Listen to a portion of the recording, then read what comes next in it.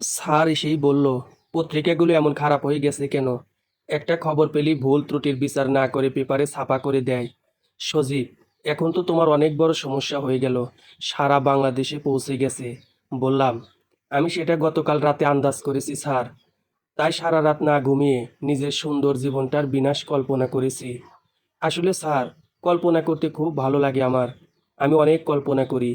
মাঝে মাঝে সাহিত্যিকের মতো কল্পনা করে মাথার ভিতর গল্পের কাহিনী চলে আসে আমার। স্যার বলল, প্রতিদিন সকালে আমি যখন চা খেতে বসি, তখন বৃষ্টি আমাকে পত্রিকার হেডলাইনগুলো পড়ে শোনায়। আজকে চা খেতে গিয়ে বৃষ্টি প্রথম নিউজটা পড়ে। তারপর আমাকে বলে, বাবা, তোমার ছাত্র ধর্ষণ করে হাজতে গেছে। আমি তো বৃষ্টির হাত থেকে পত্রিকাটা নিয়ে নিজের চোখে দেখে অবাক হলাম। বৃষ্টি কিছু বলেনি স্যার। না, ওর চেহারার মধ্যে কোনো চিন্তার ছাপ আমি দেখতে পাইনি। বুঝতে পারছি না যে এমন একটা খবরে বৃষ্টি স্বাভাবিকভাবে কথা বলল। বললাম, যার কাছে আমার কোনো মূল্য নেই সে আমার বিপদ শুনে স্বাভাবিক থাকবে, এতে আশ্চর্য হবার কিছু নেই। পরশু রাতে আমি আসার সময় বৃষ্টি আমাকে বলেছিল আমি যেন আর কখনো তার সাথে দেখা না করি। আপনার বাসা থেকে বেরিয়ে মনটা খারাপ হয়ে গিয়েছিল অনেক।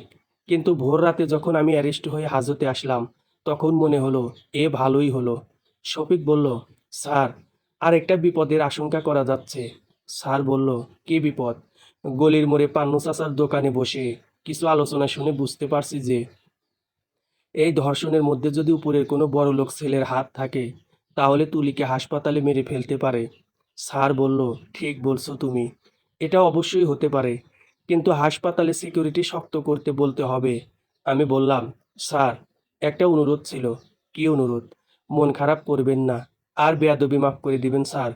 আপনি আজকের পর থেকে আর আমার সাথে দেখা করতে আসবেন না। আপনি একজন সম্মানিত ব্যক্তি, তাই আপনি দিনের মধ্যে এত আসা যাওয়া করলে মানুষ খারাপ কথা বলবে আপনাকে। আমি চাই না কেউ আপনার সম্মানে আঘাত দিয়ে কথা বলুক। এটা কেমন কথা? কে কি বলবে? আর তাছাড়া তুমি মিথ্যা মামলায় অভিযুক্ত হয়ে গেছো। তোমাকে সাহায্য করতে হবে। আমাকে আমার ভাগ্যের উপর ছেড়ে দিন। আর কিছু বলার নেই আমার। তোমার কথা শুনে খুবই কষ্ট পেলাম। আমি এমন কিছু আশা করিনি। প্লিজ স্যার, ভুল বুঝবেন না আমাকে। আপনি কথাগুলো ঠান্ডা মাথায় ভেবে দেখুন। বুঝতে পারছি সজীব। আচ্ছা ঠিক আছে, ভালো থেকো সব সময়। চেষ্টা করব স্যার। দোয়া করবেন। স্যার পিছনে ফিরে হাঁটা শুরু করে একটু পরে চোখের আড়াল হয়ে গেল। আমি একটা দীর্ঘশ্বাস ছেড়ে দিয়ে দেওয়ালের দিকে বড় ঘড়ির দিকে তাকিয়ে আছি। পত্রিকায় যখন ছাপা হয়েছে, তখন আমার গ্রামের বাড়িতে খবর চলে যাবে আমি জানি। এরপর বাবা জানতে পারবে। এলাকার মানুষ বাবাকে নানা ধরনের কথা বলবে। বাবা তখন লজ্জিত নতমস্তকে কি করবে, সেটাই তো চিন্তার বিষয়। শফিক বলল, আমরা এখন যাই রে, পরে আবার আসবো। আল্লাহ আল্লাহ কর, এছাড়া আমাদের কোনো উপায় নেই রে ভাই। বললাম, তোরা বেশি বিচলিত হয়ে কিছু করিস না শফিক। ভাগ্যে যা আছে তাই হবে। খালার বাসায় গিয়ে মাঝে মাঝে খবর নিবি। হাসপাতালে তুলির অবস্থা কেমন, কি ঘটে, সেটা ভালো করে দেখার চেষ্টা করিস। এতটুকু। আচ্ছা, গেলাম আমরা। ঠিক আছে, যা। বন্ধুদের এমন উপকার সত্যিই মুগ্ধ করে আমাকে। কলেজ জীবনে এসে তাদের সাথে পরিচয়, কিন্তু তারা এই পরিচয়ের জন্য আমাকে কতটা আপন ভেবে আজ আমার জন্য দৌড়াদৌড়ি করছে। কিন্তু আমার যে কি হবে সেটাই বুঝতে পারছি না। জগতে কিছু বন্ধু ও আত্মীয় থাকে যারা, কিন্তু যখন দুঃখ কষ্ট আসে তখন সেই দুঃখ কষ্টের ভাগ নিতে হবে এই ভয়ে সরে পড়ে। কিন্তু এখানে তাদের কোনো দোষ নেই। দোষ হচ্ছে প্রকৃতির।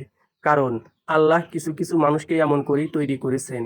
তারপরেও কিছু কিছু মানুষ আছে যারা দুঃখ কষ্টের সময় পাশে এসে দাঁড়ায়। যদিও দুঃখ কষ্টের বিরুদ্ধে যুদ্ধ করার মতো বড় কোনো অস্ত্র তাদের হাতে থাকে না। তাদের থাকে শুধু হৃদয়পূর্ণ ভালোবাসা। হঠাৎ করে বৃষ্টির কথা খুব মনে পড়ছে। মনটা কেন যেন বলে উঠল, আচ্ছা, একবার কি সে আসলে হয় না? তার চোখের দিকে তাকিয়ে কিছুক্ষণ পৃথিবী ভুলে থাকতে পারতাম। আবার ভাবলাম, ভালো অবস্থায় যে আমাকে তার সাথে যোগাযোগ করতে নিষেধ করে দিল, তার কথা চিন্তা করে মন খারাপ করে লাভ কি? বৃষ্টি সবকিছু ভুলে স্বাভাবিক হতে চেষ্টা করছে। নতুন একটা পৃথিবী কল্পনা করে যাচ্ছে প্রতিনিয়ত। তার সেই কল্পনার জগতে আমার কোনো স্থান নেই, থাকার কথাও নেই। তবুও তার ভালো থাকা দেখে আমি কি কষ্ট পাবো? ধুর, কত বোকা আমি। সে ভালো আছে জেনে কেন আমার কষ্ট হবে? বা সে ভালো নাই দেখে আমার মন খারাপ হবে, ভীষণ কান্না পাবে, খুব করে করে বকে দিয়ে আসতে ইচ্ছে হবে, বলতে মন চাইবে শরীরের ঠিকঠাক যত্নটাও নিতে পারো না। তার শ্যাম্পু করা চুলে হাত দিয়ে বুলাতে ইচ্ছে করবে কেন? পরন্ত বিকেলে কোনো এক নদীর পাড়ে, পাহাড়ে অথবা পূর্ণিমা রাতে তার হাতে হাত রেখে চোখে চোখ রেখে কেন হাঁটতে মন চাইবে? আমি বৃষ্টিকে 5 বছর ধরে মনে মনে ভালোবেসে স্থান দিয়ে রেখেছি। সেই ভালোবাসা 5 বছর ঘুমিয়েছিল, তাই এখনো তারা ঘুমিয়ে গেছে। আমার ভালোবাসা ঘুম থেকে জাগ্রত করে আদর করে দেবার মতো বৃষ্টি নেই। না হলে পরশু বিকেলে কত কথা বলার পরও সে আমাকে কত স্বাভাবিকভাবে বলল আমাদের আর দেখা হবে না। কত বিচিত্র দৃশ্যের ঘটনা ঘটে গেছে আমাদের চতুর্পাশের ধারে। সত্যি বলতে কি, এই পৃথিবীতে যতগুলো কঠিন কাজ আছে তার মধ্যে একটা কঠিন কাজ হলো কাউকে বুঝতে পারা। আমি যখন কারোর সাথে অনেকটা পথ হাঁটবো, কিন্তু তার তার মনের অবস্থা যদি তুমি বুঝতে না পারি, তাহলে আমি তার আপন মানুষ কিভাবে হব? ভাঙ্গা আয়নায় দাগ থেকে যায় সত্যি, তবে সেই দাগগুলোই জীবনের বাকি পথ মসৃণ করে দেয়। রোটারি স্কুলের পাশে বাইতুল আমান জামে মসজিদে আসরের আজান শোনা যাচ্ছে। আমি শুয়েছিলাম, আজান শুনে বসে পড়লাম। মশাগুলো বেশি বিরক্ত করছে। এই মুহূর্তে একটা ঘটনা ঘটে গেল, যেটা আমি ভাবতে পারিনি। আমার সামনে বৃষ্টি দাঁড়িয়ে আছে, মুখে চিন্তার ছাপ স্পষ্ট। দুজনের মাঝখানে শুধু লোহার শিক দিয়ে আসামি কয়েদ করা। বৃষ্টিকে দেখে চমকে উঠলাম। বসা থেকে উঠে তার সামনে গেলাম। বৃষ্টি আমার দিকে তাকিয়ে আছে, আমি তার দিকে তাকিয়ে আছি। অদূরে থানার এক পুলিশ টেবিলে বসে খাতাপত্রে কি যেন লেখালেখি করছে। বৃষ্টি বলল, আপনার সাথে এমনটা না হলেও পারতো। বললাম, নিজের কপাল খারাপ, তাই কারো প্রতি অভিযোগ নেই। জীবনের একটা সমাপ্তি রেখা চলে এসেছে আমার সামনে। যদি আবেদন করে মেয়াদ বৃদ্ধি করতে পারি তাহলে তো ভালো, না হলে জীবনটা সমাপ্ত হয়ে যাবে। মৃত্যুতে ভয় কিংবা ক্ষতি নেই আমার, কিন্তু সেই মৃত্যুটা যদি মৃত্যুর পরেও তাড়া করে তাহলে আফসোস। সকালবেলা পত্রিকায় খবরটা পড়ে আপনার নামটা দেখে অবাক হলাম। বাবাকে জিজ্ঞেস করলাম, তিনি থতমত খেয়ে গেল, আর আমিও স্বাভাবিক ভঙ্গি করে বেরিয়ে পড়লাম। কিন্তু মনে মনে এক তীব্র চিন্তা বাসা বেঁধেছে মনের মধ্যে। এখন আর মিথ্যা মায়া করে লাভ কি? আমার জীবন, অদ্ভুত এই জীবনের সাথে কারো চোখের দু ফোঁটা অশ্রু মেশাতে চাই না। বৃষ্টি কিছু একটা বলতে যাচ্ছিল, কিন্তু তখনই থানার মধ্যে রকি আসলো। আমাকে বলল, সজীব, তোর বাবা মেসের মধ্যে চলে এসেছে। তিনি মনে হয় তোর বিষয়টা জেনে গেছে, তাই সরাসরি চলে এসেছে। জাফর ভাই আর শফিক কথা বলছে। আমি পিছন থেকে চলে আসলাম। কি হবে এখন? বাবা কি থানায় আসবে? জানি না। হঠাৎ করে পিছনে দাঁড়িয়েছি কোন সেই পুলিশ বলল, একটা আসামি ধরে তো মহা বিপদে পড়ে গেলাম। সকাল বিকাল এককভাবে সিরিয়াল দিয়ে শুধু আসতেই থাকে মানুষ। এই যে মিস্টার সজীব, আজকে রাতের মধ্যে সবার সাথে দেখা করে নাও। আগামীকাল সকালে তোমাকে খুলনা জেলা কারাগারে পাঠানোর নির্দেশ এসেছে। মামলার সবকিছু লিখে সাজানো শেষ। বৃষ্টি বলল, এখন কি হবে? জেলা কারাগারে নিয়ে গেলে তো সবাই সচরাচর যেতে পারবে না, আর সেখানে নিয়ে গেলে তো কোর্ট থেকে রিমান্ড মঞ্জুর করে নির্যাতন করবে। ঘটনার সত্যতা নিশ্চিত করতে আপনাকে দিয়ে স্বীকারোক্তি নিতে চাইবে। আমি বললাম, যখন পুলিশ আমাকে নিয়ে থানায় রওনা দিয়েছে তখনই বুঝতে পেরেছি জীবনটা থেমে গেছে। তাই সামনের দিকে যা কিছু হোক না কেন আর কোনো আফসোস নেই। শুধু মাঝে মাঝে উপরে তাকিয়ে দীর্ঘশ্বাস ছাড়বো, ব্যাস এতটুকু। রকি বলল, আঙ্কেলকে কি জবাব দেব সেটাও ভাগ্যের উপর ছেড়ে দিলাম। তিনি যদি দেখা করতে আসেন তখন কি বলবি? জানি না, ভেবে রাখ। আচ্ছা, তুই তাহলে যা, আমি বৃষ্টির সাথে কিছুক্ষণ কথা বলি। বাবা যদি আসতে চায় তবে নিয়ে আয়। ঠিক আছে। রকি পিছনে ফিরে হাঁটা শুরু করলো। সে চাইলেই এখানে আসতে পারে, আবার চাইলেই চলে যেতে পারে, কিন্তু আমি পারি না। বাস্তবতার বেড়াজালে বন্দি আমি সজীব, রাস্তার পাশে ঠিক সেই দাঁড়িয়ে থাকা ল্যাম্পপোস্টের মতো। ইচ্ছে করলেই কিন্তু সেই ল্যাম্পপোস্ট তার স্থান পরিবর্তন করতে পারে না। রেল স্টেশনের মাঝে ল্যাম্পপোস্টের বাতিগুলো শত বছর হয়ে গেছে। মাঝে মাঝে তার আলো ঘোলাটে হয়ে যায়। দিনের পর দিন সেই ঘোলাটে বাতি জ্বলে আর নেবে। হঠাৎ করে কেউ একজন দয়া করে বাতি পরিবর্তন করে দেয়, পরিষ্কার আলো দেয়। তখন সেই ল্যাম্পপোস্টের ঘোলাটে বাতি হয়ে যায় চকচকে। কি ভাবছো তুমি? বাহ, চমৎকার। চমৎকার কেন? তুমি করে ডাকলে তাই। হঠাৎ করে ইচ্ছে করছে, তাই তুমি করে ডাক দিলাম। তোমার কি খারাপ লাগে? না, বরং ভালো লেগেছে। ভালো লাগলো কেন? এতগুলো চিন্তার মাঝে তোমার কাছ থেকে এই অপ্রত্যাশিত সুখ পাবার জন্য ভালো লাগলো। আমি আমার পিছনের কষ্টগুলো ভুলে থাকতে চাই সজীব, সেটাই ভালো হবে। কারণ অতীত বারবার মনে করে শুধু কষ্টই বৃদ্ধি পাবে, কিন্তু কখনো সেই অতীত জীবনের সুখের কারণ হবে না। তাই অতীত জীবনের কথা ভুলে গিয়ে নতুন করে পৃথিবী তৈরি করো। দেখবে জীবনের পরমানন্দ অনুধ্যানের আকাশে বাতাসে উদাস হয়ে বেড়াবে।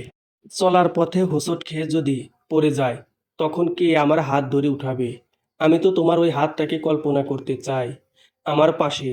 কিন্তু প্রকৃতি সবসময় আমার পছন্দের জিনিসগুলো কেড়ে নেয় কেন? বলতে পারো সজীব? জীবন কখনো কখনো সিনেমার চেয়ে আরও বেশি সিনেমাটিক হয়ে যায়। জীবনের সাথে অভিনয় করতে করতে আমি বড্ড ক্লান্ত হয়ে গেছি। সব কিছু ছেড়ে দিয়ে কালো পশমে ভর্তি একটা বুকে মাথা রেখে ঘুমাতে বড্ড ইচ্ছে করছে আমার। যেদিন তোমাকে প্রথম দেখেছিলাম সেদিন থেকে অনেক রাত আমি ঘুমাতে পারিনি বৃষ্টি। তখন তো আমি তোমার নামটাও জানতাম না, কিন্তু তবুও এক অদ্ভুত শীতলতা প্রতিনিয়ত ছুঁয়ে দিয়েছে আমাকে। বারবার তোমার ছবিগুলো ডিলিট করতে গিয়েও করতে পারি নাই। কতটা স্বপ্ন ছিল চোখে, কাউকে একবার মন দিয়ে দিলে সেটা আর ফেরত নেওয়া যায় না সজীব। কারোর জন্য মনের মধ্যে হঠাৎ একবার ভালোবাসা সৃষ্টি হয়ে গেলে সেটা আর কখনো ধ্বংস করা যায় না। সব কিছুই সয়ে যেতে হয় শুধু নীরবে, কিছুই করার থাকে না। কিন্তু এখন সেই ভালোবাসা অনেক ধরাছোঁয়ার বাইরে চলে গেছে। আমার এই মামলার রায় কেমন হবে জানি না। স্বপ্নগুলো সব মৃত্যুবরণ করেছে। আসলে স্বপ্নহীন মানুষের কোনো বর্ণ থাকে না, কিছু করার থাকে না, কিছু চাওয়ার থাকে না, কোথাও যাবার থাকে না, কিছু দেবার থাকে না, পাওয়ারও থাকে না, কোনো কষ্ট থাকে না, কোনো স্বপ্ন থাকে না। একটা কথা বলবো সজীব, বলো, অতীতের ভালোবাসা ভুলে গিয়ে নতুন করে বাঁচা সত্যি সত্যি কি সম্ভব? হয়তো সম্ভব, আবার হয়তো না। তবুও আমরা মানুষ, তাই সময়ের সাথে নিজেকে পরিবর্তন করতে হবে। না হলে নিষ্ঠুর পৃথিবী তোমাকে ছুঁড়ে ফেলে দেবে বৃষ্টি। তাই তুমি চাইলেই তাকে ভুলে নতুন করে বাঁচার চেষ্টা করো। আমি মনে হয় পারবো না সজীব। আত্মীয় স্বজন সব কিছু ভুলেও কেউ একজনকে ভালোবেসেছিলাম মনের একান্তই গভীর থেকে। নিজের অনুভূতি না চাইতেই আমি পড়েছিলাম তার কোমল কথা ও সেই অদ্ভুত চোখের মায়ায়, যা আজও তাড়িয়ে বেড়ায় আমাকে, স্বপ্নে জাগ্রত কিংবা কল্পনায়। কতদিন হয়ে গেল প্রকৃতির নিয়মে তার সাথে যোগাযোগ নাই। কই, ঘুম ছাড়াই এমন একটা ঘন্টাও তো কাটেনি তার কথা না ভেবে। হাজার চেষ্টা করেও তো তাকে জেগে থেকে কখনো চোখ থেকে সরাতে পারিনি। আজও ভালোবাসি, চুপি চুপি, অসংখ্য দুঃখাকুল মনে। এর শেষ কোথায় তাও জানি না। পৃথিবীতে মানুষের মাঝে অনেক ক্ষমতা আমরা পেয়েছি, কিন্তু তবুও সৃষ্টিকর্তা আমাদের সব কিছু দেননি। এমন কিছু না কিছু তার কাছে রেখেছেন, কারণ তিনি যে জগৎ সংসারের সৃষ্টিকর্তা, আমরা যেন সেটা উপলব্ধি করতে পারি। না হলে মানুষ যে তাকে ভুলে যাবে, তার কাছ থেকে দূরে গিয়ে বাঁচতে চাইবে। কিন্তু নতুন করে বাঁচার ইচ্ছা থাকলেই তো বাঁচা সম্ভব না। তোমাকে নিয়ে যদি বাঁচতে চাই, তাহলে তুমি কি কাছে টেনে নেবে, নাকি আমার পুরনো অতীত জীবনের গল্প নিয়ে তিরস্কার করে যাবে প্রতিনিয়ত? আমার জীবনের অধ্যায়টা আপাতত বন্ধ করে রাখা হলো। চৈত্র মাসের ঝাঁঝালো রৌদ্রময় দিনগুলো ফিরে এসেছে। তাই সেই খা খা জীবনে কোনো শরতের বৃষ্টি নেই। আষাঢ়ের বাদল দিনের পরন্ত বিকেলে রক্তিম সূর্যের আড়ালে কদম ফুল আনা হবে না। আমি তোমার জন্য অপেক্ষা করব। কতদিন? যতদিন না পায়। আমি একবার এক বড় ভাইয়ের কাছে শুনেছিলাম, এক আপনাকে প্রতিদিন চিঠি লেখে, আবার তা ছেড়ে জানালা দিয়ে ফেলে দিত। একদিন ছেঁড়া চিঠি জোড়া লাগিয়ে পড়ে নাকি অন্তর ছিঁড়ে যাচ্ছিল। কারণ সেই চিঠিতে লেখা ছিল, যেদিন তার প্রিয় মানুষটির সাথে প্রথম দেখায়, কথা বলার কথা, সেদিন দেখা হয়েছিল ঠিক, কথা হয়নি। অ্যাক্সিডেন্টে সেই ছেলে ওপারে চলে যায়, আর আপুটি আকাশের ঠিকানায় চিঠি লিখে যায়। সেও জানে না তার অপেক্ষার শেষ কোথায়।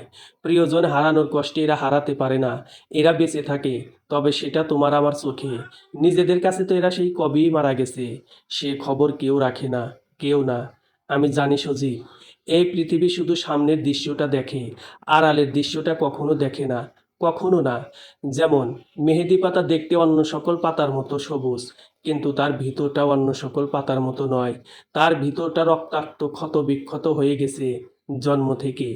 এ বিষয়ে মেহেদি পাতার কোনো অভিযোগ নেই, কারণ সে জানে এটা প্রকৃতির নিয়ম। তাই সে অদ্ভুত প্রকৃতির নিয়ম মেনে নিয়েছে।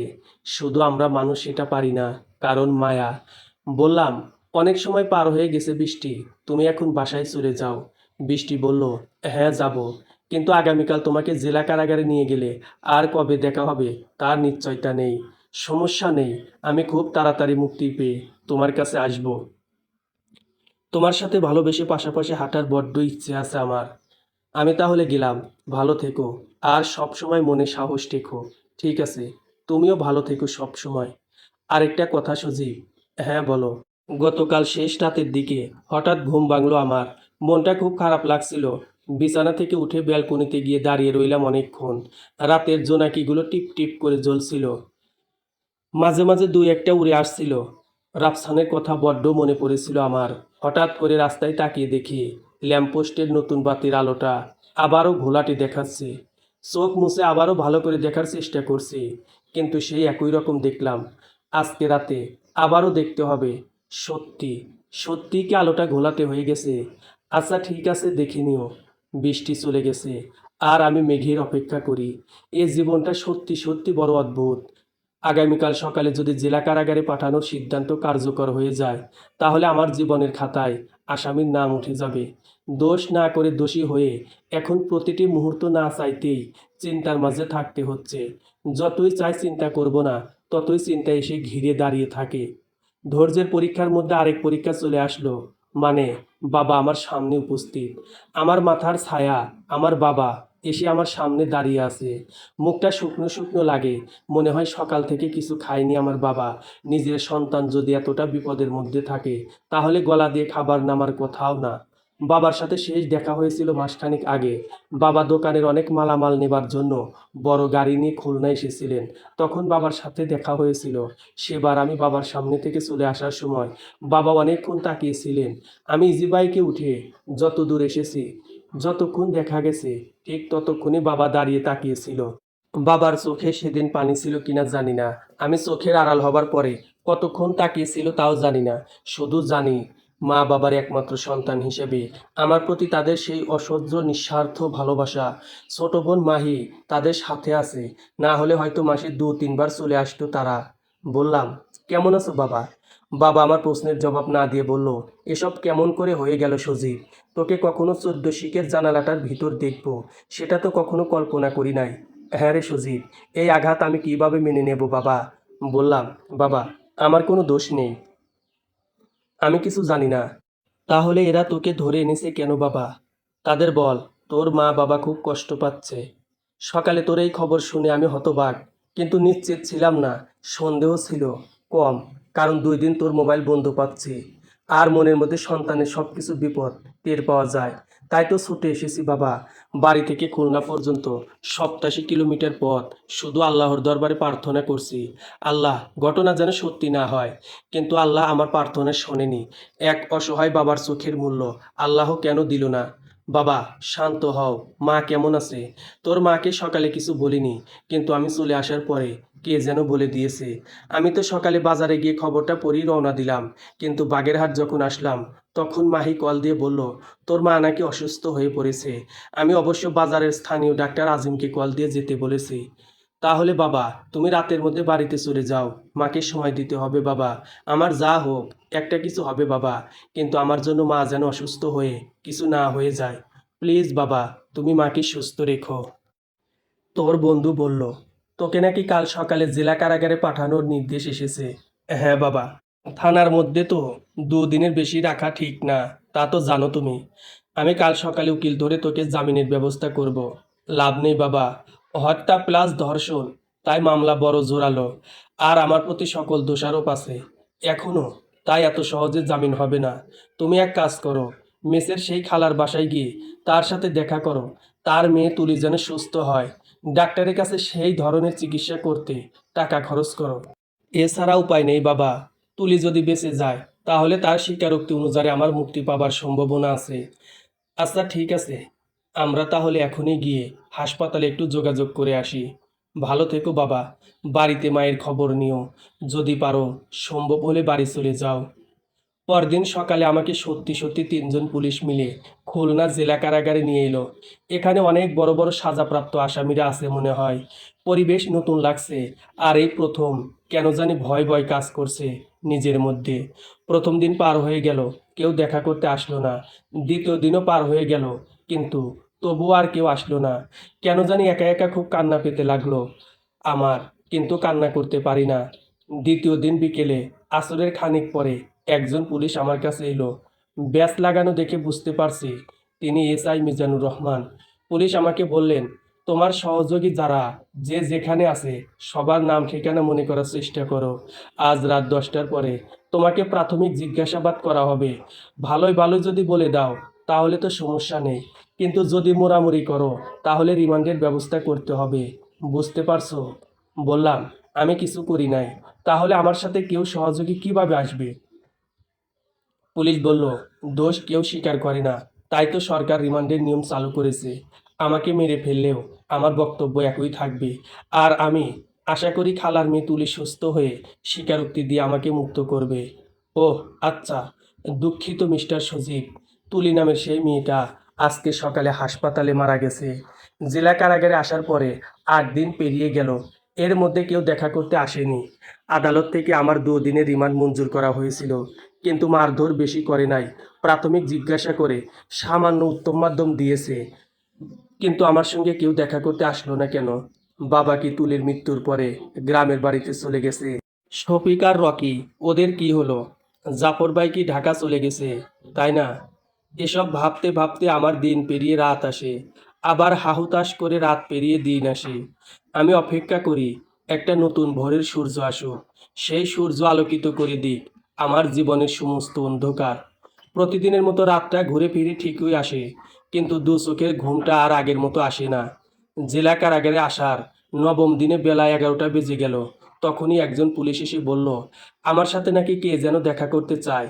তার পিছন পিছন গিয়ে দেখি শফিক আর রকি দাঁড়িয়ে অপেক্ষা করছে। পুলিশ আমাকে বলল, তোমার সময় 15 মিনিট, তার মধ্যে কথা বলা শেষ করতে হবে। বললাম, ঠিক আছে স্যার, তাই হবে। তারপর শফিকের দিকে তাকিয়ে বললাম, কেমন আছোস তোরা? এতদিন পরে হঠাৎ করে আসলি কেন? সব কিছু ঠিক আছে তো? শফিক বলল, কিছুই ঠিক নেই সজীব।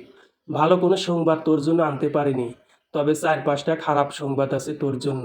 ভালো কোনো ব্যবস্থা করতে পারি নাই বলে আসি আসি বলে আশা হয়ে ওঠে না। বললাম, ভয় দিয়ে লাভ নেই শফিক।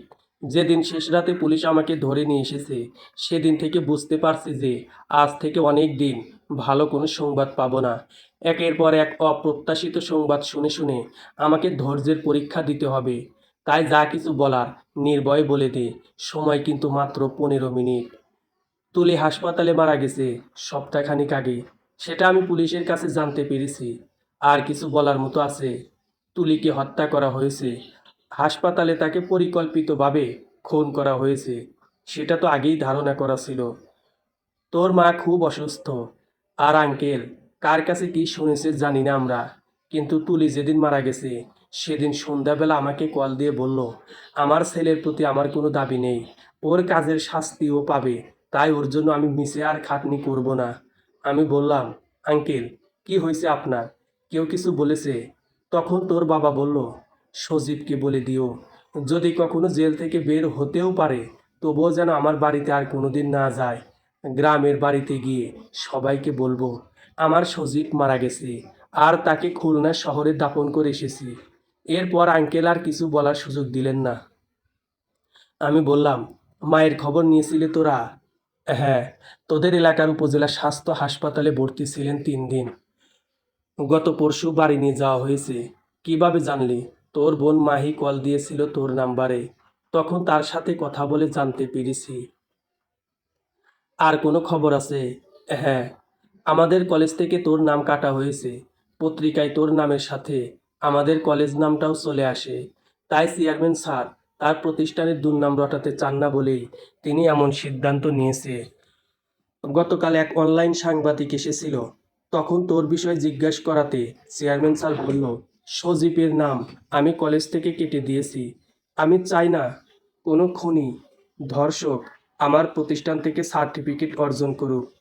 বললাম, বাহ, দারুণ চমৎকার তো। চেয়ারম্যান স্যারের বুদ্ধির প্রশংসা করা দরকার। আরও দুটো খবর আছে। আরও আছে? হ্যাঁ, রফিকুল স্যার মানে বৃষ্টির বাবা, তার জীবনের সমস্ত উপার্জন বেশি মূলধনের আশায় একটা সংস্থায় জমা করেছিল। সংস্থাটা ডেস্টিনির এনজিওর মতো একটা কিছু ছিল, কিন্তু সেই সংস্থা কোটি কোটি টাকা আত্মসাৎ করে পালিয়ে গেছে। স্যারের সব টাকা হারিয়ে গেছে। আর সেই টেনশনে স্যার স্ট্রোক করেছেন।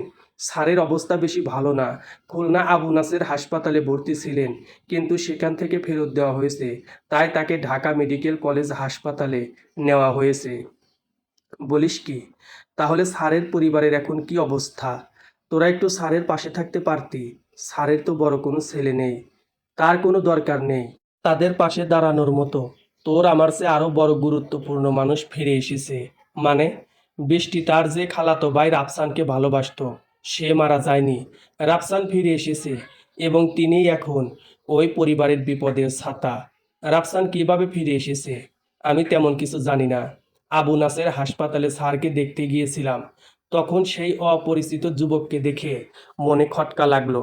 প্রথমে ভেবেছিলাম অন্য কোনো আত্মীয় স্বজনরা হবে, কিন্তু বৃষ্টি বলল ওই নাকি সেই রাফসান। বৃষ্টি অনেক খুশি হয়েছে, তাই না? জানি না, কারণ নিজের বাবার মুমূর্ষু অবস্থায় তার প্রেমিক ফিরে আসাতে বৃষ্টির মধ্যে পরিবর্তন দেখতে পাইনি আমি। আল্লাহ আল্লাহ করি স্যার যেন তাড়াতাড়ি সুস্থ হয়ে ওঠে। কত ভালো একজন মানুষ। আপাতত নিজের জন্য আল্লাহ আল্লাহ কর। তোর জন্য আমাদের রাত দিন সমান হয়ে গেছে। 1.5 মাস পরে সপ্তম পর্ব সেমিস্টার ফাইনাল পরীক্ষা, আর এমন সময়ে এত বড় বিপদ। আমার যা হবার হবে, তোরা ঠিক মতো পড়াশোনা কর। আর মাহির কাছে কল দিয়ে বাবার কাছে কে কি বলেছে সেটা জিজ্ঞেস করে জানার চেষ্টা কর। তা ঠিক বলেছিস। আঙ্কেল নিশ্চয়ই বাসায় গিয়ে এই বিষয়ে আলোচনা করেছে। আজকেই তাহলে মাহির কাছে কল দিয়ে জানতে হবে আঙ্কেলকে এমন কি বলা হয়েছে। খালার কি অবস্থা? 4 দিন রান্না করা বন্ধ ছিল। মেসের সবাই হোটেলে খেয়ে খেয়ে বিরক্ত হয়ে গিয়েছিল। সবাই নতুন বুয়া রাখার জন্য মিটিং ডাকলো। আমি খালার সাথে গিয়ে এই বিষয়ে কথা বললাম। পরদিন থেকে খালা রান্না করতে আসে নিয়মিত, তবে কারোর সাথে কথা বলে না তেমন। তোর বিরুদ্ধে খালার কোনো অভিযোগ নেই, কিন্তু তার ভাই নিজের মেয়ে আর ভাগ্নির খুনিকে ছেড়ে দেবে না। কিন্তু খুনির শাস্তি হোক, সেটা আমরাও চাই। তবে তার জন্য যে তোর মতো নির্দোষ মানুষকে ফাঁসাচ্ছে, মামলার সব কিছু তিনিই টাকা পয়সা দিয়ে চালাচ্ছেন। তিনি হয়তো আমাদের চেনেন না, তাই আমাকে দোষী ভেবে বসে আছে। আশা করি খুব তাড়াতাড়ি তার ভুল ভেঙে যাবে, আর আমিও কারাগার থেকে বেরিয়ে মুক্ত আকাশের দিকে তাকিয়ে নিঃশ্বাস নেব। সেই দিনটা কবে আসবে ভাই জানি না, তবে আল্লাহর উপর ভরসা করে চুপচাপ হয়ে আছি। আমার বিশ্বাস আমি মুক্তি পাব। কিন্তু আমার এই মুক্তির আগেই যদি আমার পারিপার্শ্বিক সব কিছু হারিয়ে যায়, তখন সেই মুক্তিতে আনন্দ কি? বাবা নাকি গ্রামের বাড়িতে যেতে নিষেধ করেছে। বৃষ্টির পুরনো ভালোবাসা ফিরে এসেছে। তাহলে আর কি করা যায় বল? জীবন কখনো কারোর জন্য থেমে থাকে না। তুই বেরিয়ে আঙ্কেলকে সব কিছু বোঝানোর দায়িত্ব তোর কাছে। বৃষ্টির কথা চিন্তা করে লাভ নেই। তবে আমরা দোয়া করি স্যার যেন তাড়াতাড়ি সুস্থ হয়ে ওঠে। তবে তোর চিন্তা সবার আগে। সময় প্রায় শেষ। তোরা তাহলে এখন যা। হ্যাঁ, চলে যাব। আবার কবে দেখা হবে জানি না রে বন্ধু। জেলের মধ্যে আগে কখনো কারো সাথে দেখা করতে আসেনি। এখান থেকে ওখানে, আবার সেখান থেকে ওখানে যেতে যেতে ক্লান্ত। আবার নিজ থেকে কিছু টাকা পয়সা চালান করা লাগে। কি একটা অবস্থা রে ভাই। আচ্ছা, সমস্যা নেই। আল্লাহ ভরসা। ভালো থাকিস সব সময়। তোরাও। মনটা খারাপ নাকি ভালো বুঝতে পারছি না। একা একা করার কিছু নেই, কাউকে বলার কিছু নেই। যদি সাহিত্যিক হতাম, তাহলে বিভিন্ন গল্প কল্পনা করে রেখে দিতাম। দুঃখ কষ্ট নিয়েই মানুষের জীবন, কিন্তু দুঃখের পর সুখ আসবে, এটাই ধ্রুব সত্য। প্রশান্ত মনই হচ্ছে শক্তির আসল ফাল্গুন ধারা। মন প্রশান্ত হলে অন্তরের শক্তি জাগ্রত হয় এবং আপাত দৃষ্টিতে অসম্ভবকে সম্ভব করে। শোষিতরা শোষিতের হাতেই সবচেয়ে বেশি নির্যাতিত হয়। যে কখনো সম্মান পায়নি, সে জানে না অন্যকে কিভাবে সম্মান করতে হয়। শফিক আর রকি চলে যাবার পরে অনেক দিন পেরিয়ে গেল, কিন্তু আর কেউ দেখা করতে আসলো না। পুলিশের মধ্যে কেউ আর আমার সাথে এই বিষয় নিয়ে কিছু বলে না। নিজেকে মনে হয় যেন আমি একজন সাজাপ্রাপ্ত আসামি। কিন্তু বুঝতে পারছি না যে আমার অবস্থা বনের সেই মহিষার হাতের মতো হয়ে গেছে। একটা গল্পের মাঝে পড়েছিলাম, একবার বনের মধ্যে একটা মহিষ দৌড়াচ্ছে। তখন সিংহ তাকে বলল, কিরে দৌড়াচ্ছিস কেন? মহিষ বলল, জঙ্গলে পুলিশ এসেছে হাতি ধরার জন্য। সিংহ বলল, তুই তো মহিষ, তাহলে তুই দৌড়াচ্ছিস কেন? তখন মহিষ বলল, আরে ভাই, এটা বাংলাদেশ। এই দেশে একবার ধরা পড়লে 20 বছর কেটে যাবে শুধু মহিষ আর হাতি প্রমাণ করতে করতে। আমিও ঠিক তেমন করে পড়ে আছি, দোষী নির্দোষী প্রমাণ করতে করতে কতকাল কেটে যাবে কে জানে। সময়ের সাথে অপেক্ষা করা ছাড়া উপায় নেই আর। 1 মাস 23 দিন পরে বৃষ্টি আমার সাথে দেখা করতে আসলো। আমি বৃষ্টির দিকে তাকিয়ে রীতিমতো হতবাক হয়ে গেলাম। সেই রূপ নেই, আগের মতো মুখের হাসি নেই, চোখের নিচে কালো হয়ে গেছে। মনের মধ্যে আটকে উঠল, স্যার ঠিক আছে তো? বললাম, কেমন আছো বৃষ্টি? ভালো আছি। তুমি কেমন আছো? ভালো আছি। স্যার কেমন আছেন? সুস্থ হয়ে গেছে তো, তাই না? বাবা ভালো আছে। স্ট্রোকের জন্য বাবার ডান সাইড প্যারালাইজড হয়ে গেছে। কলেজের চাকরিটা থাকবে না সেটা জানতাম। আর তাছাড়া বাবার সকল টাকা পয়সা তো জলে ভেসে গেল। রাফসান ভাই নাকি ফিরে এসেছে। বৃষ্টি একটা দীর্ঘশ্বাস ছেড়ে বলল, হ্যাঁ, রাফসান ফিরে এসেছে। তোমার সাথে জরুরি কিছু কথা বলার জন্য দেখা করতে আসলাম। বলো। আমরা খুলনা শহর ছেড়ে চলে যাচ্ছি। বাবা যেহেতু অসুস্থ, তাই এই শহরে থেকে কোনো লাভ নেই। তোমার সাথে এটাই আমার শেষ দেখা। আমাদের আর কখনো দেখা হবে না। বিশেষ ক্ষেত্রে আমিও চাই না আমাদের আর কখনো দেখা হোক। তোমার সাথে দেখা না করেই চলে যেতাম, কিন্তু দীর্ঘ জীবনে আর কোনোদিন যখন দেখা হবে না, তাই ভেবে ভেবে তোমার সাথে দেখা করতে আসলাম। তোমার জন্য অনেক অনেক শুভকামনা রইল। আমার বিশ্বাস তুমি খুব তাড়াতাড়ি মুক্তি পাবে। তারপর নিজের এই জীবনের ধাক্কাটা কাটিয়ে আবারও নিজের পায়ে দাঁড়াবে। মানুষের জীবনে বিপদ আসবে, আবার সেই বিপদ মানুষই সমাধান করবে। রাফসান ভাইয়ের সাথে বিয়ে করে তাদের সাথে চট্টগ্রাম চলে যাবে সবাই। মনে করো সেরকমই কিছু। বুঝতে পারছি। তাহলে তো ভালোই। আচ্ছা, ভালো থেকো সব সময়। তোমার কথা আমার সারা জীবন মনে থাকবে সজীব। গেলাম আমি। বৃষ্টি শোনো। হ্যাঁ বলো। আমার ভালোবাসার মধ্যে কোনো স্বার্থ ছিল না, তবে হ্যাঁ, একটাই স্বার্থ ছিল। সেটা হচ্ছে তোমাকে আপন করে পাওয়া। 5 বছর নিঃস্বার্থভাবে আমি চুপি চুপি ভালোবেসে হঠাৎ করে তোমাকে পেয়েছি। এখন আবারও জীবনের মহা ঝড়ের আঘাতে তুমি হারিয়ে যাচ্ছ। তবে আমি আমার ভালোবাসার বিশ্বাস থেকে বলছি, আমাদের আবার দেখা হবে। মনের মধ্যে একটা কথা সুন্দর করে গেঁথে রাখো, তোমার সাথেই আমি আমার জীবনের শেষ সূর্যাস্ত দেখে পৃথিবী থেকে বিদায় নেব। আজকের এই দেখায় আমাদের শেষ দেখা নয়। না এই জেলা কারাগারে, না এই খুলনা শহরে। ভেজা মেঘের মতো অধুর আকাশে উড়তে উড়তে যদি জীবনের সুতোয় তোমার টান পড়ে কখনো, তবে চলে এসো আমার এই নিঃস্ব মলিন জীবনে। বুক ভর্তি ভালোবাসা দেব। নিস্তব্ধ রাতে জ্যোৎস্না দেখতে সাথী হব। জীবনের শেষ দিনে তোমার ওই কানের কাছে মুখ নিয়ে বলতে চাই, বড্ড বেশি ভালোবাসি তোমায়। স্বপ্ন দেখা ভালো, কিন্তু স্বপ্নে ভাষা ভালো না সজীব। তাই বলছি, ভালোবেসে স্বপ্ন সবাই দেখে, কিন্তু কিছু স্বপ্ন প্রকৃতির নিয়মে আবদ্ধ হয়ে মনের মধ্যে গলে পচে নষ্ট হয়ে যায়। স্বপ্ন কখনো নষ্ট হয় না, অবহেলা আর অব্যবহৃত থাকে, বিধায় ক্লান্ত হয়ে যায়। কিন্তু সেই স্বপ্ন পূরণের লক্ষ্যে যদি মানুষ পরিশ্রম করে, তাহলে অবশ্যই পূর্ণ হবে সকল স্বপ্ন আর আশা। আমি গেলাম সজীব। ভালো থেকো সবসময়। চেষ্টা করব, তবে নিশ্চিত না। চেষ্টাই সবচেয়ে বড় কথা। হুম। যেই মানুষটি আমাকে ছেড়ে চলে যেতে চায়, তাহলে তাকে আর ধরে রাখবো কিভাবে? কারণ আমাকে আর সে তার প্রয়োজন মনে করে না হয়তো। আজ হয়তো এতটা দূরত্ব হয়ে গেছে যে শত চেষ্টার পরেও আমি আর তাকে আপন করতে পারবো না। মাঝে মাঝে মনটাকে মিথ্যা সান্ত্বনা দিয়ে বলি, যে ছেড়ে গেছে সমস্ত অধিকারের সম্পর্ক ছিন্ন করে সে আমার কেউ না। কিন্তু আবার ভাবি, সত্যিই কি সে আমার কেউ না? তবে কেন তার জন্য কেঁদে ওঠে মন, হাহাকার করে বুক, নির্ঘুম কাটে আমার রাত, মনে করে হৃৎপিণ্ড গলা দিয়ে নিচে নামতে চায় না ভাত। এর উত্তর কার কাছে চাইবো? শুধু আমি নই, আসলে পৃথিবীতে মানুষ নিজে ঠিক কী চায় এইটা বুঝতে তার পুরো জীবনই কেটে যাবে। ডিপ্রেশনের পিএইচডি ডিগ্রি কমপ্লিট করে ফেলবে, কিন্তু তবুও তাও অজানায় থেকে যায়। আমি কি তাদের মধ্যেই একজন? 4 মাস পার হয়ে গেছে। জেলা কারাগারে আসার মোট দিন হলো 5 মাস 23 দিন। বৃষ্টি চলে গেছে সকল স্মৃতি মুছে দিয়ে, আর বলে গেছে আমি যেন ভালো থাকি। সত্যি সত্যি কি তার স্মৃতি মুছতে পেরেছি আমি? শফিক আর রকি আর আসেনি দীর্ঘ এই 5 মাস 23 দিনের মধ্যে। কেন আসলো না তাও জানি না আমি। তবে আন্দাজ করতে পারি যে সামনে ডিপ্লোমার 7ম সেমিস্টার ফাইনাল পরীক্ষা, তাই হয়তো পরীক্ষার জন্য আর সময় করে আসতে পারে নাই। আমারও তো ইচ্ছে ছিল পরীক্ষায় পাশ করে ঢাকায় গিয়ে বড় চাকরি করব, কিন্তু শ্রাবণের আকাশে যেমন হঠাৎ করে মেঘ জমে ঝুম করে বৃষ্টি নামে, ঠিক তেমনি করে আমার জীবনের আকাশে মেঘ জমেছে, যার বৃষ্টি এখনো অজস্র ঝরছে। পরীক্ষা শেষ করে 3 মাসের ইন্টার্নি করতে হবে বিভিন্ন ইন্ডাস্ট্রিতে। কিন্তু সপ্তম সেমিস্টার ফাইনাল পরীক্ষা শেষ হলেই ডিপ্লোমা পড়াশোনা সমাপ্ত। মেস ছেড়ে দিয়ে চলে যেতে হবে রাজধানীতে কিংবা বন্দর নগরী চট্টগ্রামে। আরও 3 দিন পরে হঠাৎ শফিক আর রকি এসে হাজির। তাদের আগমনে কিঞ্চিত আনন্দ পেয়েছি কিনা বুঝতে পারছি না। পুলিশ বলল আজকে আমার সময় 20 মিনিট। পরে শফিকের কাছে জেনেছিলাম আজকে 100 টাকা বেশি দিয়ে 5 মিনিট বাড়ানো হয়েছে। কিরে, কেমন আছিস তোরা? আমরা ভালোই আছি বন্ধু, মাফ করে দিস, এতদিন তোর কাছে আসতে পারিনি। তুই কেমন আছোস? বললাম অনেক ভালো আছি আমি, সুখে সর্বক্ষণ। আগের মতো কষ্ট পাই না, পাষাণ করেছি মন। ভাগ্যটাকে নিয়েছি মেনে, চিন্তা করি না আর। বুকের মধ্যে দাফন করেছি বেদনার পাহাড়।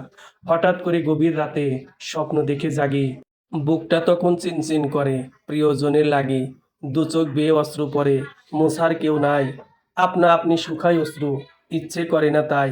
হঠাৎ করে ভাবি আমি, কেন এমন হলো? কি দোষ করছি আল্লাহর কাছে, সুখ যে কেড়ে নিল। শফিক বলল, চেয়ারম্যান স্যার একদিন আমাদের দুজনকে নিজের রুমে ডেকে বললেন, তোর সাথে যেন কখনো যোগাযোগের চেষ্টা না করি, তাহলে আমাদের কেউ টিসি দিয়ে বের করে দেবে। তাই ভয়ে আসতে চেয়েও পারিনি বন্ধু। বললাম, রাগ করিনি তোদের সঙ্গে, সত্যি বলছি আমি। তোদের কত ভালোবাসি জানে অন্তর্যামী।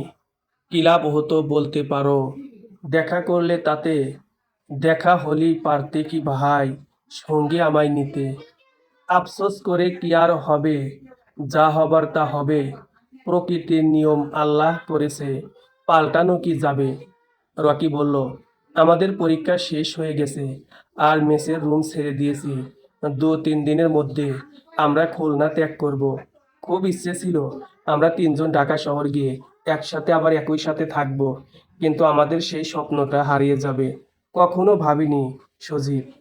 আচ্ছা বাদ দে এসব, কে কোন জায়গায় ইন্টার্নি ঠিক করেছিস? শফিক বলল, আমি তো গাজীপুর চৌরাস্তায় ঠিক করেছি। আর রকি যাবে চট্টগ্রামে তার মামার কাছে। সেখানে ওর মামা আছে, কর্ণফুলী ইপিজেটের মধ্যে চাকরি করে। বললাম, আচ্ছা ঠিক আছে, আমার কাপড় চোপড়গুলো একটা বস্তা ভর্তি করে বাদল মামার দোকানে রেখে দিবি। রকি বলল, না সজীব, সমস্যা নেই। আমাদের এলাকার এক ছোট ভাই আছে না, রাকিব, তার কাছে সব কিছু রেখে দিচ্ছি। তোর মোবাইলও রাকিবের কাছে থাকবে। যদি খুব তাড়াতাড়ি মুক্ত হতে পারিস তাহলে তো ওখান থেকে সংগ্রহ করে ঢাকা বা চট্টগ্রাম আমার কাছে চলে যাবি। আর যদি তার আগে ছাড়া না পাস তাহলে আমরা তো ভাইবা পরীক্ষা দিতে আবার আসব, তখন দেখা হবে। বললাম, ঠিক আছে। শফিক বলল, যখন হঠাৎ করে মনে ওঠে যে এই খুলনা শহরে আর 3জনে একসাথে আড্ডা হবে না, তখন খুব খারাপ লাগে। আর কখনো কোনো দিনই দাওয়াতে কমিউনিটি সেন্টারে গিয়ে বিয়ের খাবার খাওয়া হবে না। গভীর রাতে রাস্তায় হাঁটতে হাঁটতে একজন আরেকজনকে ধাক্কা দিয়ে কথা বলাটা বড্ড মিস করবো রে বন্ধু। জীবন তো একটাই, আর সেই জীবনে কত কিছু স্মৃতি হয়ে যায় বন্ধু। কষ্ট লাগে রে বন্ধু, বড্ড কষ্ট লাগে। মাঝে মাঝে চোখ বেয়ে পানি বেরিয়ে যায়। বিশ্বাস কর সজীব, বন্ধুত্বের এই কষ্ট মানুষ গার্লফ্রেন্ডের বিয়ে হয়ে গেলেও পায় কিনা জানি না আমি। বললাম, এগুলো ভেবে ভেবে মন খারাপ করে লাভ নেই বন্ধু, কারণ আমাদের সবার কাছে মনের একান্ত গভীরে কিছু স্মৃতি জমে আছে। আজ সেই স্মৃতির পাতা উল্টে দেখলাম হঠাৎ করে কত মানুষ জীবন থেকে হারিয়ে গেছে, আবার কত চেনা মানুষ অচেনা হয়ে গেছে। এদের মতো করে হঠাৎ হয়তো কোনো একদিন আমিও অচেনা হয়ে যাব এই পৃথিবী থেকে। এটাই পৃথিবী, সৃষ্টিকর্তার এটাই নিজের ইচ্ছে। শফিক বলল, সময় ফুরিয়ে গেছে বন্ধু, আজকের মতো বিদায় নিতে হবে।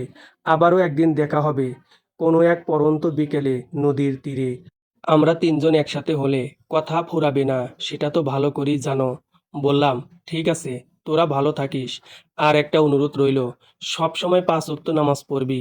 পৃথিবীর সকল দুঃখ কষ্ট একদিন শেষ হয়ে যাবে, কিন্তু নামাজ না পড়লে পৃথিবীতে আসার অর্থটা বৃথা হয়ে যাবে। শফিক তার 2 চোখের পানি ছেড়ে দিয়ে বলল, ঠিক আছে বন্ধু, ভালো থেকো সব সময়। বললাম, মেয়েদের মতো এমন কান্না করিস কেন শফিক? মেয়েরা তো সামান্য ঠোঁটের লিপস্টিক হারিয়ে গেলেই কান্না করে করে চোখের কাজল নষ্ট করে ফেলে। কিন্তু মনে রাখতে হবে তুই একটা পুরুষ, তাই তোকে শক্ত হতে হবে বন্ধু। ঠিক আছে থাক, তাহলে গেলাম আমরা। আল্লাহ হাফেজ। মা বাবার কথা জিজ্ঞেস করা হয়নি। ইস, বড্ড ভুল হয়ে গেছে। প্রথমেই তাদের কথা জিজ্ঞেস করা উচিত ছিল। কিন্তু কিভাবে কি বলে যে ভুলে গেলাম বুঝতে পারছি না। শহরের মাঝে এমন একলা জীবন পার হবে প্রতিনিয়ত। আমি রবীন্দ্রনাথ ঠাকুরের কবিতা সোনার তরীর মাঝির মতো ফসল নিয়ে দাঁড়িয়ে আছি। 6 মাস পার হয়ে আরো 8 দিন গেল। দুপুরের খানিকটা আগে আমাদের কয়েদের মধ্যে একটা যুবককে আনা হলো। বয়স আনুমানিক 28 থেকে 30-এর মধ্যে হবে। শরীর বেশি মোটা নয়, কিন্তু চেহারায় হাসি হাসি ভাব। আমি একপাশে দেওয়ালে ঠেস দিয়ে বসে আছি, আর সেই লোকটা আমার অপর পাশে বসে আছে। দুজনেই মুখোমুখি বসে আছি, কিন্তু কারো মুখে কোনো কথা নেই। তবে লোকটা বারবার আমার দিকে তাকিয়ে আছে। আমি এদিক সেদিক চোখ ঘুরিয়ে যখনই তার দিকে তাকাই, তখনই দেখি সে আমার দিকে তাকিয়ে আছে। আমি মনে মনে একটা অস্বস্তি বোধ করতে আরম্ভ শুরু করলাম, কিন্তু আগ বাড়িয়ে কিছু জিজ্ঞেস করার সাহস পাচ্ছি না, তাই চুপচাপ বসে আছি। ঘন্টা খানিক পরে লোকটা আমার কাছে উঠে এসে বসলো। আমি তার মুখের দিকে তাকিয়ে দেখি, দূর থেকে যেমন দেখা যায় কাছ থেকেও ঠিক তেমনই। আশ্চর্য হবার মতো তেমন কোনো বস্তু আমার চোখে পড়ল না। কিন্তু যখন সে মুখ ফুটে কথা শুরু করলো, তখন তার কথার মধ্যে আশ্চর্যের ভাব ছিল ভরপুর। লোকটা বলল, তোমার নাম সজীব, তাই না? বললাম, জি, আমার নাম সজীব। আবার চুপ করে রইলাম। উচিত ছিল তার নাম জিজ্ঞেস করা, কিন্তু সে আমার নাম জানলো কিভাবে, সেটা আমার কাছে আশ্চর্য। তাই বাড়তি কথা মুখ দিয়ে বের হচ্ছে না। আমাকে চিনতে পারছো? না ভাইয়া, আমার নাম খোকন। ওহ, আচ্ছা, খুব সুন্দর নাম। ওহ, মোটেই সুন্দর না আমার নাম। সবাই আমাকে টোকন বলে ডাকে। টোকন মানে বোঝো তো? যে কোনো কিছু সংগ্রহ করতে যেই কাগজ থাকে সেটাকে আমরা টোকন বলি। জি ভাই, বুঝতে পারছি। আমার নাম শুনে চিনতে পারছো? না। বছরখানেক আগে খুলনা 250 শয্যা হাসপাতালে তুমি আমার মাকে এক ব্যাগ নেগেটিভ রক্ত দিয়েছিলে। আমার মায়ের পায়ে অপারেশন করা হয়েছিল। তখন রক্তের দরকার ছিল। আমার এক বন্ধু কিছু কলেজ ছাত্রদের সাথে যোগাযোগ করে, তারপর তোমাকে নিয়ে আসে। এবং ও আচ্ছা, ভাই, মনে পড়েছে। কি মনে পড়েছে?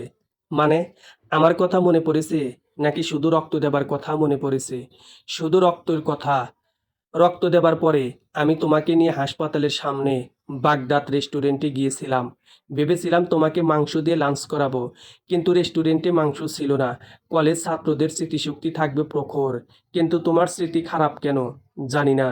যিনি এটা তৈরি করেছেন তাকে জিজ্ঞেস করে নিতে হবে। কিভাবে? মৃত্যুর পরে। আচ্ছা, তুমি জেলের মধ্যে কেন? সে অনেক কথা ভাই। আচ্ছা, আপনার আম্মু কেমন আছেন এখন? আলহামদুলিল্লাহ, অনেক ভালো। আচ্ছা বলো তো ভাই, তোমার সমস্যা কি ছিল? আমি এক এক করে সব কিছু তাকে খুলে বললাম। কোনো কিছুই বাকি রাখিনি।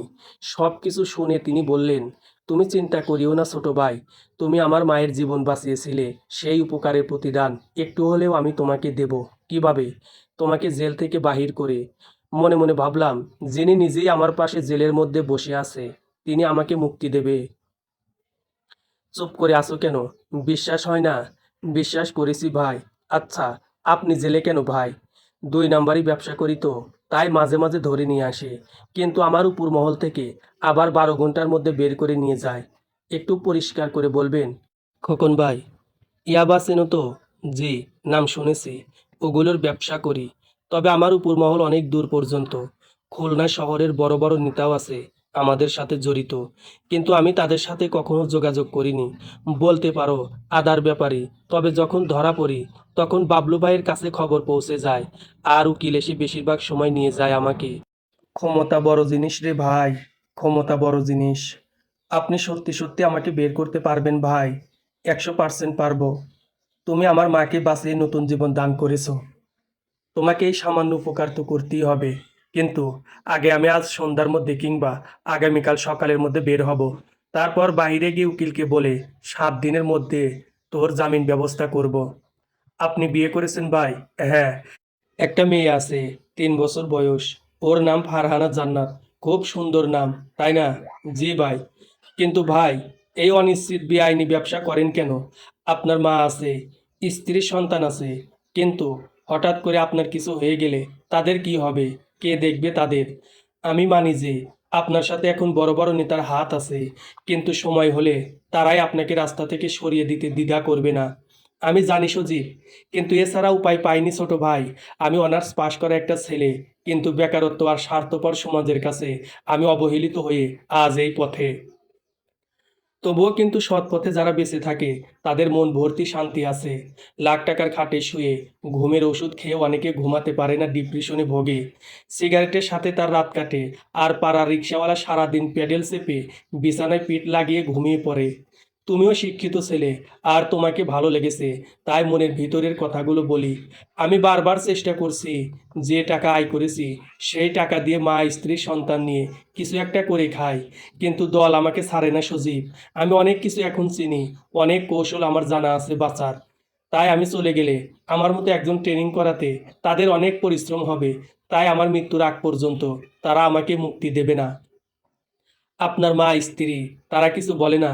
আমার মা আমার সাথে কথা বলে না, তবে মাঝে মাঝে গভীর রাতে যখন বাতি বন্ধ করে হাহুতাশ করে জেগে থাকি, তখন মা আমার রুমে গিয়ে পরম স্নেহে কপালে হাত বুলিয়ে দেয়, আলতো করে একটা চুমু দিয়ে আবার ফিরে যায় নিজের রুমে।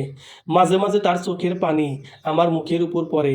মায়ের সেই গভীর রাতের লুকানো ভালোবাসা পাবার লোভে রাতে ঘুমাই না, রুমের দরজা বন্ধ করি না কখনো। ভাই, প্রতিটি মানুষের জীবনে আলাদা আলাদা কষ্ট ভর্তি, তাই না? হ্যাঁ ভাই। রাত ৮টার কিছুক্ষণ পরে সত্যি সত্যি খোকন ভাইকে ছেড়ে দেওয়া হলো। তখনই বুঝতে পারছি আসলে ক্ষমতা কত বড় জিনিস। হায়রে মানুষ, আর হায়রে আমার সোনার বাংলাদেশ। খোকন ভাই যাবার সময় আমাকে জড়িয়ে ধরে বললেন, তুই একদম চিন্তা করিস নে সজীব, আমি এই মাসের মধ্যে তোকে জামিনে বের করব, কথা দিলাম। উত্তরে আমি তেমন কিছু বলিনি। সত্যি সত্যি আমাকে মুক্ত করা হলো। একদিন সকালবেলা হঠাৎ করে আমাকে পুলিশ এসে বাহির করে নিয়ে গেল। ওসির সামনে গিয়ে দেখি একটা উকিল বসে আছে। তিনি কিছু কাগজে আমার স্বাক্ষর নিলেন। তারপর আমাকে নিয়ে বাইরে বেরিয়ে এলেন। আহ, কত শান্তি! ৬ মাস ২৬ দিন পরে আজকে বাহিরের রাস্তা দেখতে পাচ্ছি। গাড়ি চলাচল করছে ঠিক আগের মতো। বুঝলাম, আমি এক সজীব না থাকলে পৃথিবী থমকে যাবে না, সব কিছু চলবে তার আপন নিয়মে। কিন্তু হয়তো যে হারিয়ে যাবে তার স্মৃতিগুলো নিয়ে কেউ ভাববে মাঝে মাঝে, তাও কারণে অকারণে। উকিল বলল, যখনই মামলার শুনানি পড়বে তখনই আমি তোমাকে ডাকবো, আর তোমাকে এসে কোর্টে হাজিরা দিতে হবে। যদি মিস করো তাহলে কিন্তু তোমার বিপদ হবে, বুঝতে পারছো? জি স্যার। খোকন ভাইয়ের সাথে যোগাযোগ করতে চাই আমি, সেটা আপাতত নিষেধ আছে। খোকন বলেছে তোমার সাথে সে আর যোগাযোগ করতে চায় না, কারণ সে চায় না তুমিও তার মতো হয়ে যাও। তবে হঠাৎ করে একদিন দেখা করবে তোমার সাথে, সেটা আমার মাধ্যমে, কারণ আমার সাথে তো যোগাযোগ হবে তোমার। ঠিক আছে স্যার, তাহলে আপনার একটা কার্ড দেন, আমি মোবাইল করে পরে আমার নাম্বার দেব। আচ্ছা ঠিক আছে। মেসের মধ্যে এসে বেশিক্ষণ দেরি করলাম না। রুম বন্ধ করে রাকিবের কাছ থেকে মোবাইল নিয়ে প্রথমেই বাড়িতে কল দিলাম, কিন্তু আমার নাম্বার ব্লক করা আছে। সবগুলো নাম্বারে কল দিয়ে চেষ্টা করছি, কিন্তু সবগুলোই ব্লক করা। এরপর শফিককে কল দিলাম, কিন্তু রিসিভ করলো না। রাকিব বলল শফিক নাকি গ্রামের বাড়িতে আছে। রকির কাছে কল দিয়ে কথা হলো। রকি আমার মুক্তির কথা শুনে একটা চিৎকার দিল, বলল, সজীব, তুই এখনই চট্টগ্রাম রওনা দিয়ে চলে আয়। টাকা পাঠাচ্ছি আমি। আর তোর এসএসসি সার্টিফিকেট তো তোর কাছেই ছিল, সেটা চেক করে নিয়ে আসিস। বললাম, কিন্তু সেখানে গিয়ে কি করব? সে পরে দেখা যাবে। তুই কাপড়গুলো নিয়ে সোনাডাঙ্গা বাস স্টেশন গিয়ে চট্টগ্রামের গাড়িতে উঠে পড়। মিস করবি না কিন্তু। আগামীকাল সকালের মধ্যে তুই চট্টগ্রাম থাকবি। আচ্ছা ঠিক আছে, তাহলে বিকাশ নাম্বার দিচ্ছি, তুই কিছু টাকা পাঠিয়ে দে। আচ্ছা ঠিক আছে। সোহাগ পরিবহনে টিকিট সংগ্রহ করে চট্টগ্রামের উদ্দেশ্যে রওনা হলাম। বাস ছাড়লো বিকেল ৩টায়। যশোর, ঝিনাইদহ, মাগুরা, ফরিদপুর, রাজবাড়ী, দৌলতদিয়া ঘাট, মানিকগঞ্জ, ঢাকা, নারায়ণগঞ্জ, মুন্সিগঞ্জ, কুমিল্লা ও ফেনী হয়ে চট্টগ্রাম জিএসি মোড় পৌঁছালাম সকাল ৬টা বাজে। এত দেরি হবার কথা ছিল না, কিন্তু কাশপুরের ওখানে ব্রিজের কাজ চলে, তাই জ্যামে আটকা ছিলাম ৪ ঘন্টার বেশি। জিএসি মোড় থেকে সিএনজি নিয়ে রওনা দিলাম ইপিজেড এলাকা, ফ্রি পোর্ট পার হয়ে বন্দর টিলা। সেখানে রকি আমার জন্য অপেক্ষা করে আছে, কিন্তু ওর নাকি সকাল ৮টায় অফিস, তাই আমাকে ৭:৩০টার মধ্যে যেতে হবে। তবে আমি আমার দীর্ঘ বেড়াতে আসার অভিজ্ঞতা থেকে জানি যে ফ্রি পোর্ট জ্যাম হবে এখন, কারণ অফিসের হাজার হাজার শ্রমিকের এখন অফিসে যাবার সময়। সিএনজি ড্রাইভার বুদ্ধিমান ছিল, তাই ভিতরের গলি পেরিয়ে পেরিয়ে 7টা 20 মিনিটে বন্দর টিলা এসে থামলো। রকি আমাকে দেখেই জড়িয়ে ধরলো, কিন্তু কষ্টের চেয়ে সুখ মিশ্রিত ছিল বেশি। রকি বলল, তাড়াতাড়ি বাসায় চল, গোসল করে ফ্রেশ হয়ে আমার সাথে অফিসে যাবি। কিসের অফিস? গার্মেন্টস। বললাম, গতকাল জেল থেকে বের হলাম আর সারা রাত বাসের ভিতরে জার্নি করে আসলাম। তুই কি না জেলখানার মতো বাংলাদেশের দ্বিতীয় জেলখানায় নিয়ে যাবি? দেখ সজীব, আমার মামা গার্মেন্টসের পিএম পোস্টে আছে আর অফিসে এখন লোক নিয়োগ চলে, তাই আজকেই তোকে যেতে হবে। কিন্তু কোনো কিন্তু নেই, চল আমার সাথে। তড়িঘড়ি করে গোসল করে ফ্রেশ হয়ে রকির সাথে এসএসসি সার্টিফিকেট আর জন্ম নিবন্ধন কার্ড নিয়ে রওনা দিলাম। যেতে যেতে জানলাম রকি নাকি 2 মাস ইন্টার্নি করেই এই অফিসে চাকরি নিয়েছে। কাজের অভিজ্ঞতা বাড়বে, সাথে সাথে ট্রেনিংও হবে। গার্মেন্টস ডিজাইনার হিসেবে ডিপ্লোমা করে গার্মেন্টস ছাড়া তো চাকরি হবে না। গেটের মুখে সিকিউরিটির কাছে নাম এন্ট্রি করে নতুন একটা প্রবেশ টোকেন সংগ্রহ করলাম। টোকনের কথা বলতে আমার খোকন ভাইয়ের কথা মনে পড়ল। সিঁড়ি বেয়ে বেয়ে 5তলায় উঠে পড়লাম, কিন্তু রকির নাকি 12 মিনিট লেট হয়ে গেছে। রকি আমাকে ভিতরে নিয়ে গেল। চারিদিকে শুধু সেলাই মেশিনের শব্দ হচ্ছে। একটা লাইনের ভিতরে গিয়ে একটা মেশিনে বসা মেয়েকে দেখিয়ে বলল, দেখ তো, চিনতে পারিস কিনা। আমি এই প্রথম গার্মেন্টসের ভিতরে ঢুকেছি, তাই এদিক সেদিক তাকিয়েছিলাম।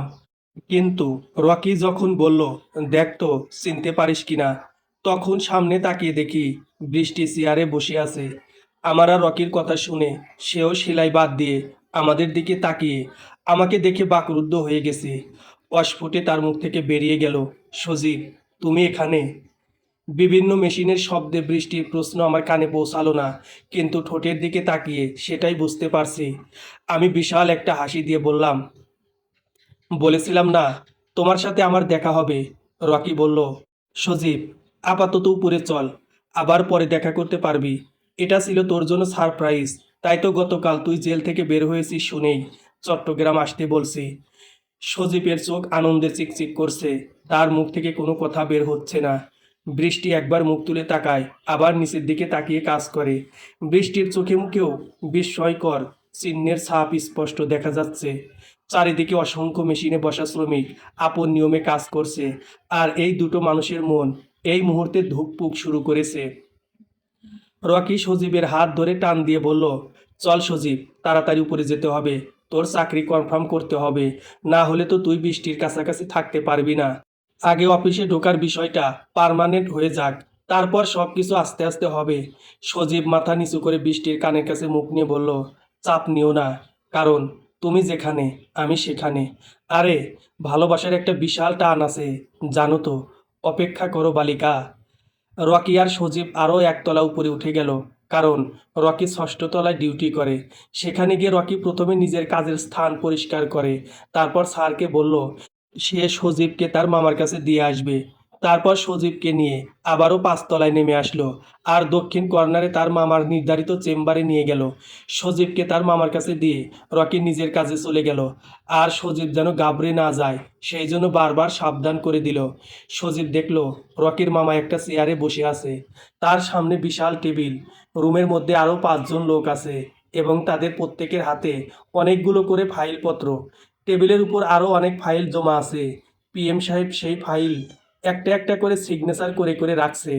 সজীব ভেবেছিল গার্মেন্টসে যারা চাকরি করে তারা মনে হয় পড়াশোনা করে নাই, কিন্তু এত এত ফাইলপত্র দেখে অবাক হলো সজীব, কারণ সব কিছু ইংরেজিতে লেখা এবং পিএম সাহেব সেগুলো পড়ে পড়ে সিগনেচার করছে, আর মাঝে মাঝে কত কি প্রোডাকশন তা জিজ্ঞেস করছে। এদিকে বৃষ্টির কাছে সাজ সকালে দুটো ছেলে এসে অদ্ভুতভাবে তাকিয়ে আবার চলে গেছে। সেটা এই লাইনের অনেকে দেখলো। বৃষ্টিকে মোটামুটি সবাই অনেক পছন্দ করে, কিন্তু খাদিজা আর শাহিদা এই দুইজনে বৃষ্টিকে সহ্য করতে পারে না। বৃষ্টি গার্মেন্টসে চাকরি নিয়েছে 3.5 মাস হয়ে গেছে, তবে এতদিন সে হেল্পার ছিল, তাই দাঁড়িয়ে দাঁড়িয়ে সুতা কাটতো।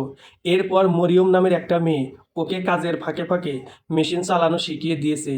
বৃষ্টি এখন দু একটা সহজ মেশিন চালাতে পারে, তাই 13 দিন হলো বৃষ্টি মেশিন চালায়। কিন্তু তার আগে যখন দাঁড়িয়ে দাঁড়িয়ে সুতা কাটতো, তখন দুটো পা ব্যথার জন্য ফুলে ফেঁপে উঠত, অসহ্য যন্ত্রণা হতো। কিন্তু তবুও এটা গার্মেন্টস, তাই সব কিছু মুখ বুজে সহ্য করতে হবে। মরিয়মের সাথে বৃষ্টির সবচেয়ে ভালো বান্ধবী সৃষ্টি হয়ে গেছে। মরিয়ম চাকরি করে 3 বছর ধরে, কিন্তু এখন বিয়ে হয়নি তার। বৃষ্টি আর মরিয়ম দুজন এতটাই মিশে গেছে যে নাস্তা আনলে দুজন ভাগ করে খাবে। দুপুরে খাবার খেতে ক্যান্টিনে গেলে তখন একজনের বাসা থেকে আনা তরকারি আরেকজন নিয়ে খায়। লাইনের মধ্যে দুটো সুপারভাইজার আছে, একজন ইনপুটের দায়িত্বে, আরেকজন হচ্ছে আউটপুটের দায়িত্বে। বৃষ্টি হচ্ছে আউটপুটের প্রথম দিকের মধ্যে, আর আউটপুটের দায়িত্বে আছে সুমন নামের সুপারভাইজার। সুমনের চোখের চাহনি বেশ একটা সুবিধা মনে হয় না বৃষ্টির। যে কোনো সময় কারণে অকারণে গাল ধরতে চায়, আবার মাঝে মাঝে পিছনে এসে পিঠের পরে হাত লাগায়। বৃষ্টি চেষ্টা করে এসব থেকে এড়িয়ে চলার জন্য, কিন্তু সফল হতে পারছে না। মরিয়ম তার মেশিন থেকে উঠে বৃষ্টির কাছে এসে বলল, কিরে বৃষ্টি, ছেলে দুটো কারা? বাপ দেখে তো মনে হলো তোকে তারা চেনে, আর তুইও তাদের চিনিস, কিন্তু তোর পরিচিত কোনো ছেলে আছে তা তো জানতাম না আমি। বৃষ্টি বলল, আমিও আজকে তাদেরকে এই অফিসে প্রথম দেখলাম। তারা দুজন আমাদের অফিসে কিভাবে আসলো বুঝতে পারছি না। তুই চিনিস? হ্যাঁ, কালো প্যান্ট কালো শার্ট পরিহিত ছেলেটা সজীব, আর তার সাথে সাদা শার্ট পরিহিত ছেলের নাম রকি, সজীবের বন্ধু। বলিস কি, এটা কি সেই সজীব যার কথা আমি জানতাম? মানে তুই বলছিলি? হ্যাঁ, আমার জীবনে একটাই সজীব। কিন্তু তিনি তো জেলের মধ্যে, তাই না? মনে হয় ছাড়া পেয়ে গেছে। কিন্তু আমার ভাবনা হচ্ছে তারা আমাকে পেল কিভাবে। আচ্ছা, কাজ কর এখন। দেখা যখন হয়ে গেছে তখন আবারও কথা হবে। চিন্তা করে লাভ নেই। বডি জমা করিস না, তাহলে সুপারভাইজার গালাগালি করবে। আচ্ছা ঠিক আছে, কাজ করতে চাইলে তো কাজ করা যায় না। বৃষ্টির চোখের সামনে এখন শুধু সজীবের স্মৃতিগুলো নাড়াচাড়া দিয়ে উঠছে। সারাটি দিন এমন করে ভাবতে ভাবতে কেটে গেল, কিন্তু সারা দিনের মধ্যে আর দেখা হলো না। বিকেলে 5টা বাজে ছুটি হলো বৃষ্টির। প্রতিদিন 5টার দিকে 8-10 জনের ছুটি হয়। যে সকল প্রসেসে কাজের চাপ কম থাকে সেই অপারেটরকে ছুটি দেওয়া হচ্ছে। হাজিরা কার্ড পাঞ্চ করে বোরকা পরে বৃষ্টি যখন গেট দিয়ে বের হয়ে সিঁড়ি দিয়ে নামছে, ঠিক তখনই সজীবের সাথে দেখা হয়ে গেল। পান খাওয়া রিক্সাওয়ালা যেমন করে দাঁত বের করে ফিক করে হেসে ফেলে, ঠিক তেমন করে হাসি দিল। দুজনেই পাশাপাশি সিঁড়ি বেয়ে নামছে।